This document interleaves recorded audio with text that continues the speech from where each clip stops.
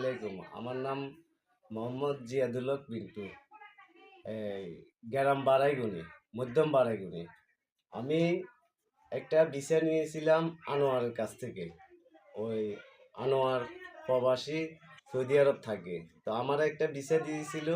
ওই ভিসার মারফতে আমি তার ২ বার মেডিকেল দেওয়ার পরে আমি কইলাম, রে ভাই, মেডিকেল যখন আমি দিছি, আনফিট যখন হই, আমার আর দরকার নাই। আপনি বাদ দেন। আমার ৭০,০০০ টাকা ২ বার মেডিকেলে আপনার এই লস হইলে হোক, আপনি এটা ভাইয়া বাদ দেন। আমার দরকার নাই যাওয়ার। আমি এই আর মেডিকেল দিমু না। বলছে, তুমি মেডিকেল দেও, মেডিকেলে তুমি তুমি কেমনে ফিট হও, যেমনি ফিট আমি নিয়ে আসবো। নিয়ে আসার পরে এই তুমি এই সৌদি আরবে আমি যেমনি হোক তোমার আনুম। তো আমি বলছি যে, দেখেন ভাই, আমি আনফিট হই, আমার আর দরকার নাই। পরে আমারে মেডিকেল ফিট করাইছে, ৬ বার মেডিকেল করাইছে। ওইখানে ১-১.৫ লাখ টাকা গেছে মেডিকেলে। যাওয়ার পরে আমারে ফিট দি নেওয়ার পরে সৌদি আরব আমি দাম্মাম এয়ারপোর্টে যাওয়ার পরে এরা বলতেছে যে, তোর ভিসার লোক ঢুকি গেছে আগে, তুই এখন কিভাবে যাবি? তো আমি কইলাম, যে দেখ, আমি তো জানি না। আচ্ছা, আমার এই ভাইয়ের কাছে আমি ফোন দিই, আমার স্বাস্থ্য ভাই। আমি ওইখানে পুলিশের কাছে ফোন দিছি।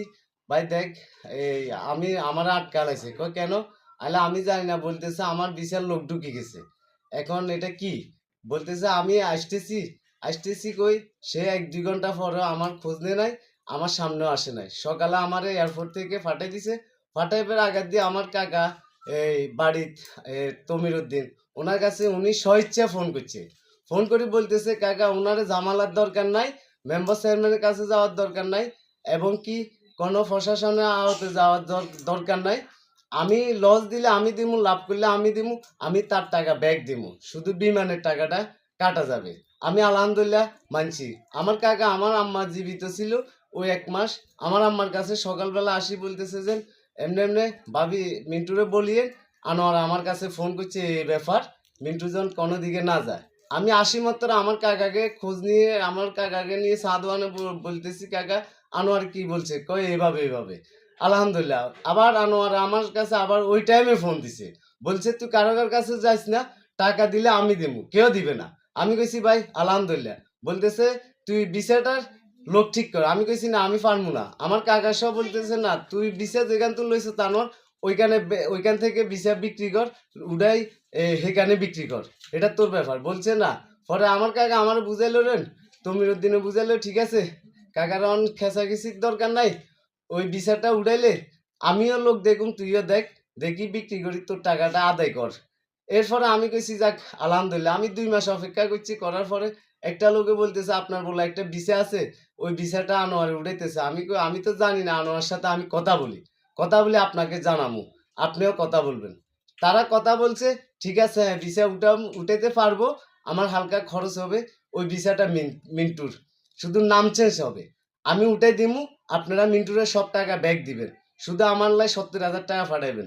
ওই ভিসার টাকা আমার শুধু ওইখানে যখন ভিসাটা হ্যান্ড ওভার করে ওই ছেলেরে দিছে, আব্দুল আল মামুনে ভিসাটা নেওয়ার পরে ওদেরকেও আজকেদের কালকেদের ১ বছর লাগাই দিছে। ১ বছর পরে আবার ওই ভিসাটা আপনার কি করলো, আবার হ্যান্ড ওভার করলো। করার পরে আমার এখান থেকে আমি যখন কইছি, ভাই আমি এনজিও থেকে বাঁচতে পারি না, আমার ঘরে আসতেছে, আমার ধমক দিতেছে এনজিও মানুষে, আমি সুদের টাকা দিয়ে বিদেশ গেছি, আমার এখন বর্তমানে হারলে আপনি ১ লাখ টাকা দেন। সে ১ লাখ টাকা দিছে। দেওয়ার পরে সে আর দিতেছে না, টাইম নিতেছে। আমার ওয়াইফের বাড়ির সাথেও আমি কথা বলা দিছি, ভাইয়া আমার টাকা দিচ্ছে না। উনি কথা বলছে, ওনার সাথে স্বীকার হয়েছে, ওরে ৫ লাখ টাকা খরচ হয়েছে। আমি ১ লাখ টাকা ওইখান থেকে ভিসার থেকে উঠে দিছি, আর ৪ লাখ টাকা দিব, একটু সময় দেন। এরপরে আপনার ১ মাসের টাইম নেওয়ার পরে সময়টা আর উনি দেয় নাই, ফোনও রিসিভ করে না, ব্লক মারি দিছে আমার এই সম্বন্ধীর ফোনে। আচ্ছা যাক, ওই বিষয়টা হে আমারে এভাবে করলো। বলছে আরেকটা লোক দে, আমি ওই একটা ভিসা দিমু, ওই ভিসার টাকা দোনোটা অ্যাডজাস্ট করি, তোরা আমি ক্লিয়ার করে দিমু। আমি জানি তোর কিছু নেই, আমি এও মানছি। আজকে একটা বছরের উপরে, কালকে ওনারা টাকা যখন এই টাকা দেয় নাই, ওনাদের ছেলে নেয় নাই, একটা ছেলে নিছে, ওনারা আমারে জোরপূর্ব করি স্ট্যাম্প নিয়ে আমারে আপনার সাইন নিছে। ওখানে উপস্থিত আমার ওয়াইফ গেছে। ওয়াইফ যাওয়ার পরে আমার ওয়াইফকে ওরা ধমকি দিছে, ওরা গায়ে আসে, আমি হাত দিয়ে সরাই দিছি, এরকম করেন, আমার ওয়াইফকে কি মারবেন, আমার ওয়াইফকে কি মারবেন। আপনারা কেন মারবেন? আমার ওয়াইফের কি দোষ? আমার কি দোষ? আপনারা আনোয়ারের সাথে আমার মোবাইলে কথা বলছেন, ভিসা নিছেন, আপনারা টাকা দিছেন অলির কাছে, ওনাদের আত্মীয়, আনোয়ারের আত্মীয়, ওই টাকা দিছে আনোয়ারের বউকে, আমি দিছি। হেরা আমার ওয়াইফকে গায়ে হাত দিতে লাগছিল, মারধর করতে লাগছিল। আমি প্রশাসনের কাছে আকুল আবেদন জানাই, আমার সুস্থ বিচারটা চাই। আমি এখন অন্ততপক্ষে খুব ঋণীর মধ্যে আছি। আমি এনজিওর মধ্যে ঋণী, মানুষের মধ্যে ঋণী। আমার টাকালা সবসময় মানুষ আমার চাপ দিতেছে, এনজিও চাপ দিতেছে। আমি আপনাদের কাছে হাত জোর করি বলতেছি, আমি প্রশাসন ভাইদেরকে হাত জোর করি বলতেছি, তারা আমার দিয়ে সুস্থ বিচার করিয়ে আমার টাকাটা আমারে ফেরত দেওয়ার জন্য। আমি সাংবাদিক সাহেবের ভাইদেরকে বলতেছি, আমি জনগণকে বলতেছি, আপনাদের কাছে আমি হাত জোর, আমার কোনো অন্যায় নাই, এখানে এক বিন্দুও অন্যায় নাই, আমি সবার কাছে মাপ চাই। এই হলো আমার বক্তব্য। আসসালামু আলাইকুম। আপনার টাকাটা কে নিছে? টাকাটা নিচে আনোয়ারে। আমার কোন বাড়ি? আনোয়ার এই ফাঁসের বাড়ি, এই মাস্টারের গো বাড়ি, গফুর মাস্টারের গো বাড়ির। কত টাকা নিছে আপনাদেরকে? আমার ওয়াইফের 4 লাখ টাকা দিছে, আমার মেডিকেলে 1 লাখ টাকার উপরে গেছে, মোট 5 লাখ টাকা। আপনার কি টাকাটা কি জন্য নিছিল? নিচে আমার ভিসাদের, বিদেশে আপনার সৌদি আরব ভিসাদের, এয়ারপোর্টের ভিসাদের। আমি এয়ারপোর্টে যাওয়ার পরে আমারে ওইখানে বলতেছে যে তোমার ভিসার লোক চলে আসছে, তুমি কিভাবে যাইবা? টাকা চাইছেন, টাকা ফেরত চাইছেন তার কাছে? টাকা আমি তার কাছে ফেরত চাইছি, সে আমারে টাকা 1 লাখ টাকা দিছে। ভিসা এগুলা 1 লাখ টাকা আমারে দিছে, আর বাকিটা আস্তে আস্তে দিবে বলছে এরা আসার আগে। এরা একটা চলে গেছে, আর একটা বাকি এখানে রাখি গেছে। এখন আর বাকি রয়েছে কত? এখন আরো 4 লাখ টাকা আমার। 1 লাখ টাকা দিছে না? 1 লাখ টাকা দিছে 5 লাখের। 5 লাখের ভিতরে আরো 4 লাখ রয়েছে। জি। তো আপনি এই টাকাটা পাওয়ার জন্য সামাজিকভাবে কোনো বসছেন? আমি সামাজিকভাবে কোনো বসি নাই, তার অনুরোধটা আমি গ্রহণ করছি। সে কি অনুরোধ করছিল? সে বলছে যে দেখ, আমি দোনোটা লোকটারে নিয়ে আসি, আসার পরে তোরা আমি টাকা পেমেন্ট করে দিমু, তাদের ফ্লাইট বরাবর এলে।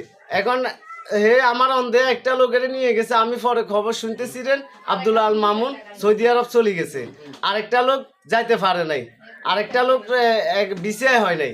তখন এই লোকটা এখন সাবসিস্টি আমার উপরে করি, কালকে আমার জোর ফুরব স্টাম্প নিছে আমার কাছ থেকে। কে নিছে? এই আপনার ইদ্দিস, মেন ইদ্দিসের ওইটা জিজামাই আর ইসমাইল। স্টাম্পে কি লেখা আছে? স্টাম্পে কিছু লেখা নাই, সাদা স্টাম্প 3টা। কোন মর্মে নিছে? কোন মর্মে? হেরা মর্মে নিছে।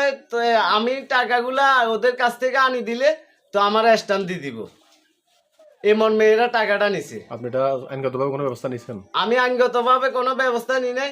আমি এখন আজকে থানা পর্যায়ে গেছি, একটা আমি অভিযোগ জানাই আইছি, আর এখন আমি সাংবাদিক সাহেবের ডাকি আনছি, আমার এটার বিচার চাই, আমার টাকাগুলো উদ্ধার চাই। আমি প্রশাসনের মাধ্যমে বলতে চাই, আমার সুষ্ঠু বিচার করে আমার জেনুয়াল টাকাগুলো উদ্ধার করার জন্য প্রশাসনের কাছে আকুল আবেদন। আসসালামু আলাইকুম স্যার। আমি আমার স্বামীকে বিদেশ নেওয়ার জন্য বলি, আমার কাছ থেকে 4 লাখ টাকা নিছে, 4 লাখ টাকা নিছে। গফুর মাস্টার বাড়ির আনোয়ার মেডিকেল সহ 5 লাখ টাকা আমার স্বামীর কাছ থেকে নিছে, 4 লাখ টাকা। এখন আমার স্বামীকে টাকা দেন, আজকে 1 বছর ঘুরাইতেছে, কইতেছে 2জন ছেলে জোগাড় করে দিলে আমার স্বামীর 20 টাকাগুলো দিয়ে দিব। একজনকে নিয়ে গেছে সুস্থভাবে, আরেকজন কাছ থেকে 2 লাখ টাকা নিছে, নেই। এখন এরা বিষয় দিতেছে না, কিছু না, আমার টাকাগুলো দিতেছে না। এখন ওই লোকগুলা কালকে আমার স্বামীকে জোর ফুলবো দোকানের ভিতরে দড়ি যায় অপমানি করছে, আমাকে সকারও আসছে। আমি অনেক কষ্ট করি আবেদন করছি ওদেরকে, জানাস আমি শোনি যে অনেক কথাবার্তির পরে অপমানির পরে আমার স্বামীর কাছ থেকে 3টা আমি শোনিছে, রাত কাগজ শোনিছে নেই, আর পরে বহুত